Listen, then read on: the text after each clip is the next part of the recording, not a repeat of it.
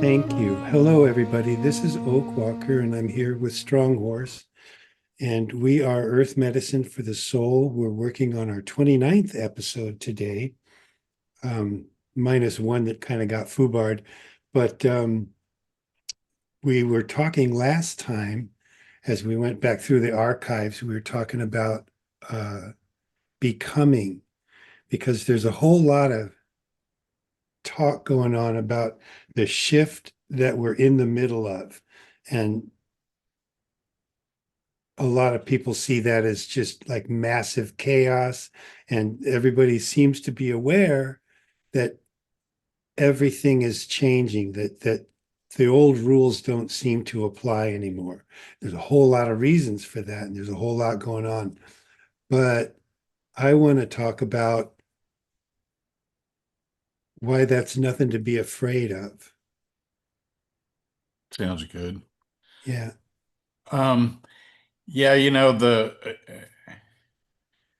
everything's moving so fast that what's gone down in the last 2, 3 weeks since we've last did our last recording, it's just kind of been like, I mean, you know, Yeah.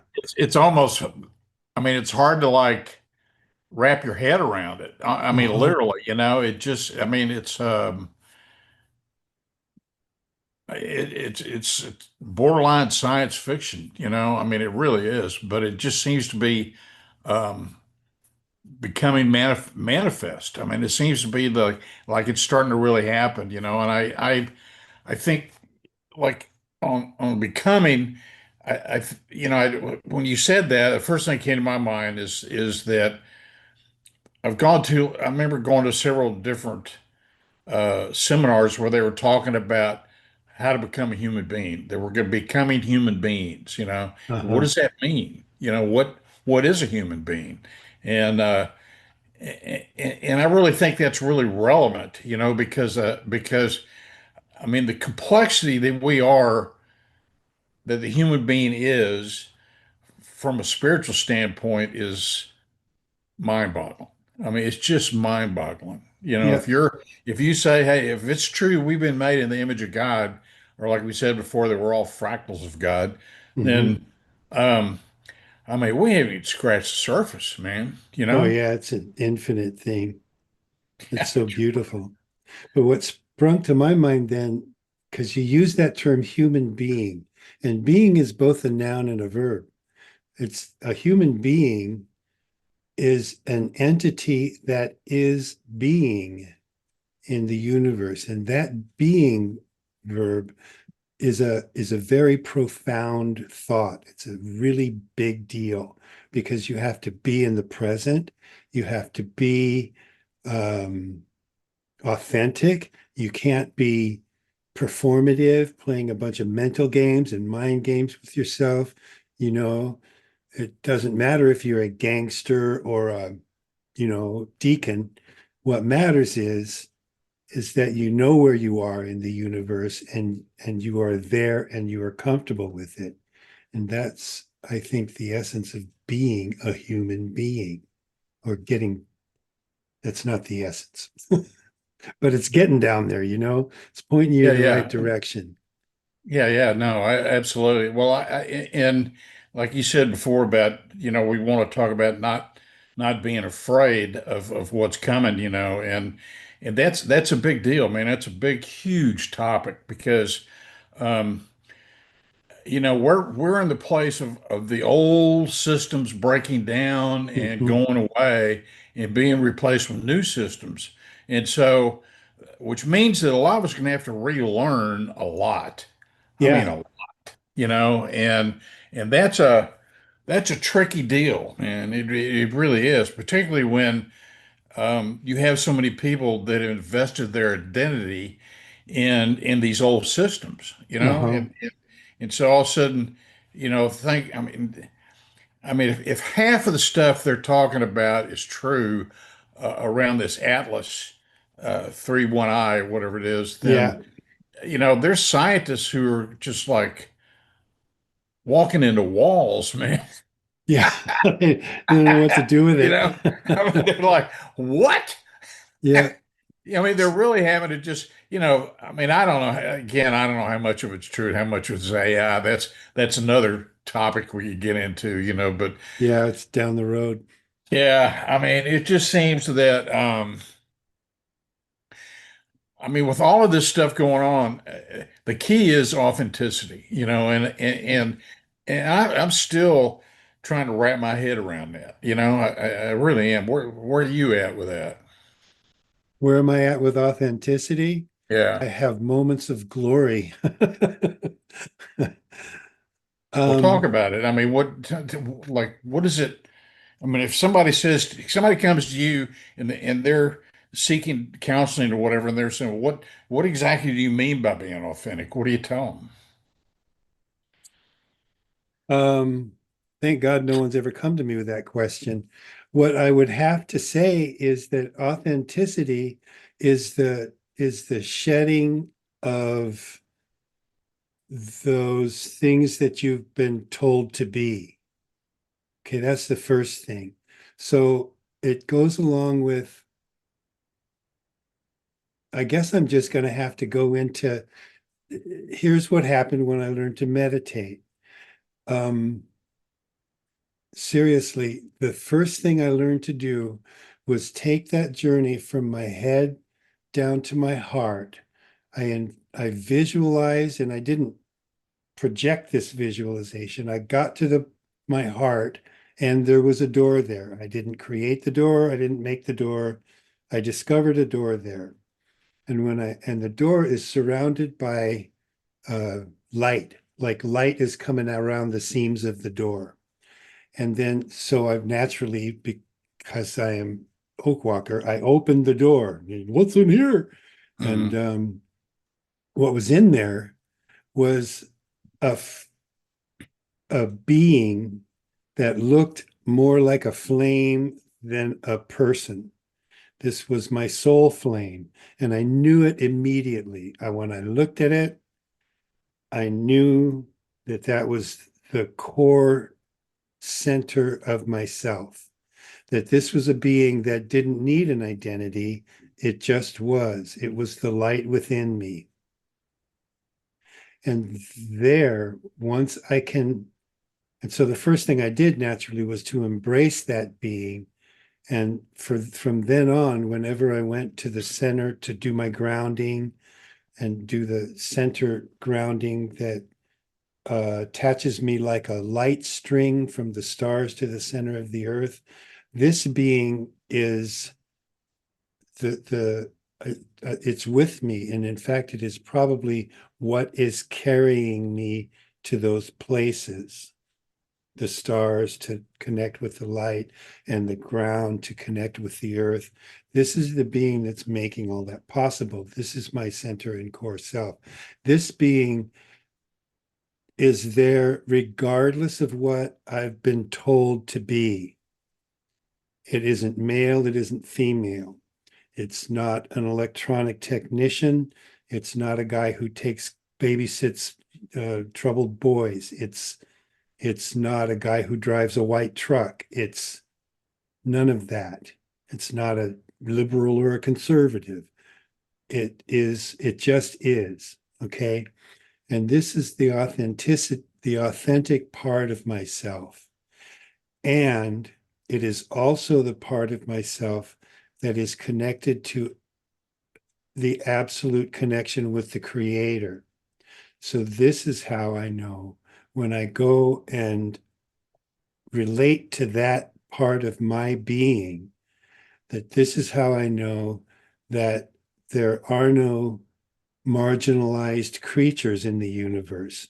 There are no creatures that do not deserve compassion in the universe. All of that comes from that connection with that soul flame, which is inside of me. And that's authenticity. You know, for people who have experience meditating and or have some spiritual, background, I think that's an apt description and a good guideline. But for Joe Schmo, just came off the, you know, fell off the apple cart, and he says, how do you become? I think you used a word earlier that just really rang with me. And I think it's performative. I think we're Mhm. having to stop being performative. We have I know that I mean, I didn't even think, I mean, I never did it consciously. It's just that the more I came onto a shamanic path, the less that seemed important to Yeah, me. And I found myself changing, and the change was getting out of the need to perform.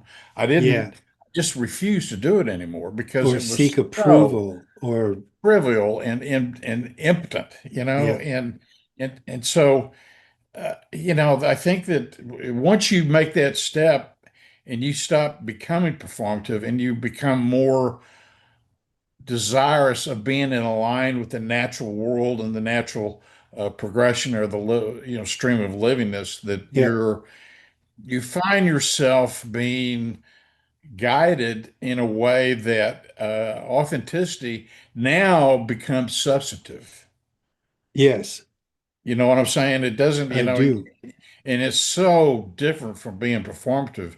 Hmm. And a lot of people that, of course, a lot of people that were around me that were uh, used to the performative strong horse, were like they didn't like it, because they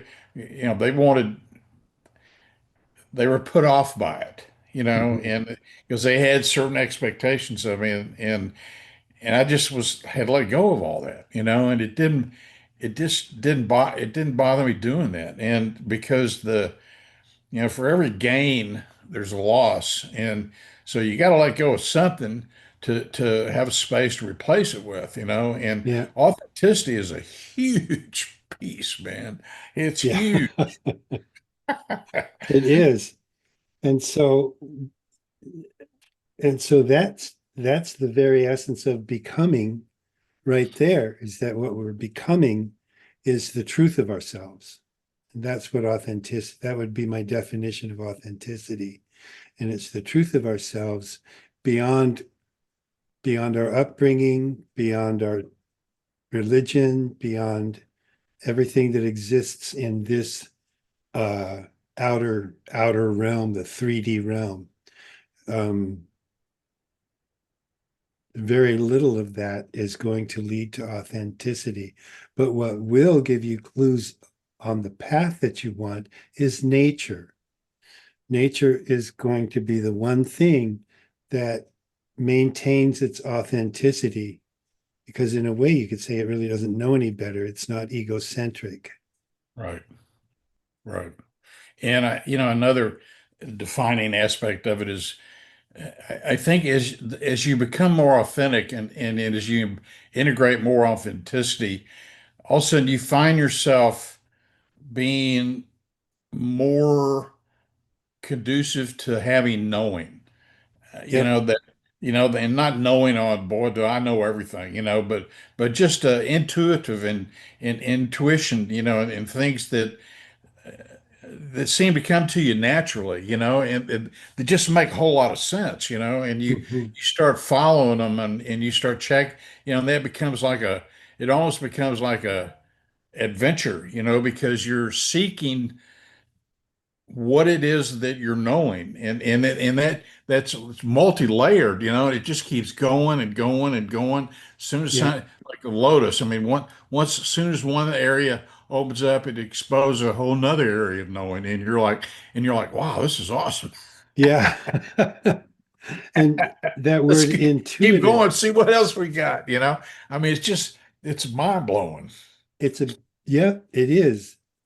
Um, so there's this thing where in the what you might call the rational world, that egocentricity of rationality, where everything's got to be scientifically based, intuition gets a bum rap.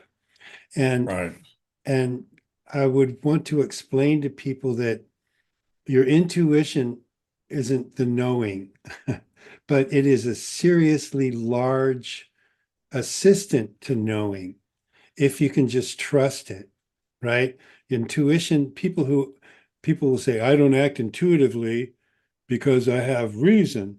And truly, it's reason, it's emotion, it's observation, and it's intuition. They all gather together until you get that bing bong of what knowing is, you know?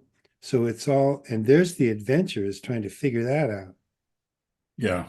Yeah. Well, and I think you can relate it to, again, if people say, well, what are the old systems that are breaking down? What exactly are you talking about? That's a good question. There's a structure there that has been, and it's served mankind very well. I mean, this is not disrespecting it, but knowledge has been accumulated, which not, I define knowledge as a accumulation of man's experiences as they are recorded and translated and then expanded upon, and people take somebody a piece of knowledge and they expand on it, and but if it's following that scientific paradigm, which we have pretty much, Mhm. um, which we would call reason, the scientists would call reason, like you're right, is it X's out that intuition, and that intuition that's really connected into knowing, which is connected into the natural world, Yes. and so right, and so you're it's like it's really going to be a matter of just readjusting the dials, on your receiver, and saying, wait a Uh-huh. minute, if I want to really experiment with being authentic, I'm going to change my dials and my perceptions and open myself up to things that I haven't considered before. And that can be something as simple as, instead of watching TV, I'm going to go out and lay under the stars and watch Yeah. the sky. I mean, Yeah. it's that simple. There's a thing that I tell people, which maybe is what I should have said to begin with, but I, okay, you, hmm, here's the words I say. Let me just go from there. When I'm no longer transmitting, I'm receiving. And that gets back into that performative, that gets back into that identity, that gets back into that lack of mental quiet or stillness. All of that, when I'm no longer out there saying, hey, this is me, look at me, this is what I'm doing. You see what I'm doing? I'm thinking, I'm feeling, I'm doing all this, I'm doing this. Are you there, God? I'm doing this, I'm doing, and it isn't until I can quiet all that down, lay under the stars, stop transmitting into the universe and just see what's available to receive. And that's where your intuition starts to really wake up. And it doesn't kill your reason. It just opens up a new uh, dimension of perception, a new door of perception. Yeah, and I think too that that's really, you just gave the definition of the movement out of the patriarchy into the matriarchy. You know, Uh-huh. I I mean, hope so. a lot of people want to try to put that, make it gender based, and say, well, man's one that screwed all this up, and it's time for the woman to take over. And most of those have way too much injury in their male shield, so they're not really replacing anything. Uh-huh. They're just a different gender coming in doing the same shit, you know. And Yeah, that's not going to happen. no, and I think that the energies that are coming into the earth right now are the stabilizers and the transmitters and the transitioners that are going to create that movement, because Mhm. you and I can sit here and talk about it and people can listen to this, but unless they can feel results in a pretty short period of time, because that's kind of the way we're wired, um, it's going to be very difficult for them to convince themselves to let go of these things that are involved in their transmitter and their performance and blah blah blah, Mhm. unless they can feel something. And I think that's coming. I feel that that shift is occurring pretty fast, quite honestly. Yeah, amazingly fast. And I'm so encouraged now seeing all of that change that's happening. And I get a good hit every day when see when I find another person who's saying, things are things are shifting, and it has to be an individual shift of consciousness from each and every one of us to make that whole, to rise the entire community, the global community, up into a new level of perception. One of the things I think that humans are transformers, and that we are capable of receiving this energy from somewhere. Maybe it's from off the planet. Let's just use it in a, let's say it's star energy, right? So we can Right, receive this right. star energy, and it can be coming down into our field, this thing that we're, with all the layers of the emotional body and the physical body and the intellectual body and all the little layers of that thing. We can bring that down into us at a higher frequency, and then transform it into something that the world can understand. And by doing that, and that's the essence of shining your light. You take the light in from wherever it is, you get the best light you can find, and then you just spread that around like the ripples on the pond.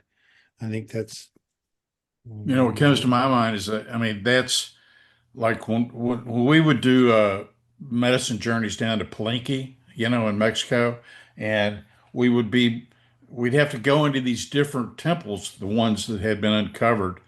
There's still plenty that haven't been. I think they've only uncovered like 30% of it, but we would have to go in there and we would have to tune in and then get some, come to some resolution about which part of the star system is this thing connected to, and uh-huh. then we'd have to come back and sit down with the Nagual and go, all right, well, I was just in the Temple of the Jaguar, and it seems to be a lot of sexual energy in there, and he'd say, yeah, that's exactly what it is. It's connected. So people that needed healing, if they came into the shaman and if they were having sexual issues, they would send them to the Temple of the Jaguar, Yeah. and they would sit in those energies and allow that to flood over them because that's where they were weak. That's where they were Uh-huh. lacking. And they would take that abundance of the love of the Star Nation people for the humans, and Hmm. they would take it in and integrate it and become more whole.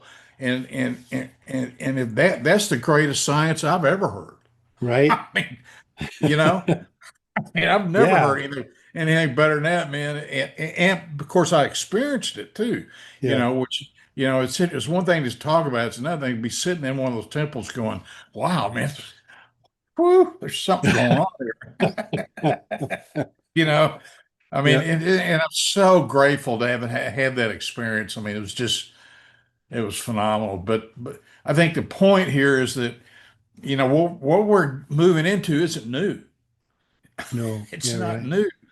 new. It's a different world that we turned our back on that we're now going to reconnect into. So it's not we're not, well, we are inventing this as we go along because it's new to us, Mhm. but it isn't new to the human species. Right. So I think that, the other thing is that for years and years and years, I've always said, well, the cavalry's not coming, man. The cavalry's not coming.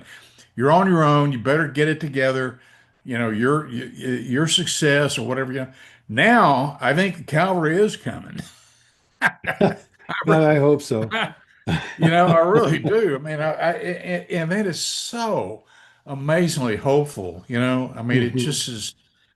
It's just mind-boggling that, and it's, so it's exciting. I mean, it's just exciting what's getting ready to unfold here on this Yeah. planet. Yeah. I need to go back to that idea of first contact is kind of a misnomer, because contact has been made. They're here. It's just a question of whether or not they're ready to really, really, interact. So I don't think that we're waiting for aliens to appear. I think that we're waiting for them to engage, Well, you know. and I think that they've been waiting on on the consciousness of this planet as a Yeah. whole to begin to rise so that, so they're not coming in and going, um, hey, we have some new news for you, and have us go, yeah, well, that sounds great, but you're kind of freaking us out. Right. You know, I Yeah, mean, there needs to be some receptivity, like, yeah, exactly. yeah, there's some people like us are sitting there talking about this, like, yeah, man, this is normal shit. Bring it on. Bring it on. Woohoo. So anyway, but it's exciting, man. I mean, it really is. And I mean, there's not a day that goes by that I don't give thanks for being able to be alive and able to see this, particularly armed with the knowing that I've developed over the years and years of being practicing shaman. I mean, Uh-huh. it's just a mind blower. It's just, I love it. Yeah, I couldn't agree more. Well, that's a good stopping point, actually. We're at 29 minutes or so. So Okay. uh, let's finish this one off. I don't exactly know what we're going to do for the next one, but we can just keep going and title it later. Come up with a title after Sounds we're good. All right. done. Thank you, everybody, for tuning in. Peace. Yep. Thank you, everyone, and we will see you on the upside, the flip side. Thank you very much.